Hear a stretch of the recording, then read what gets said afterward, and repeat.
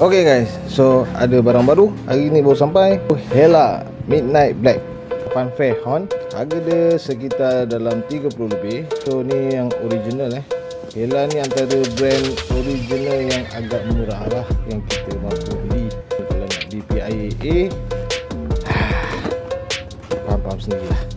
Okay, so kita tengok kejap. Okay, dia datang kosong lah, tak ada dia punya wiring dia. Okay, wiring kita kena beli lain atau saya tak lain. Aku plan nak pakai single je, so tak perlu nak wiring, kita direct je. Yang ni ada 2 tone. Satu tone dia 490 Hz, satu lagi 410 Hz. So, bermakna ada satu yang kuat sikit, ada yang slow sikit. Alang-alang aku nak buat yang ni.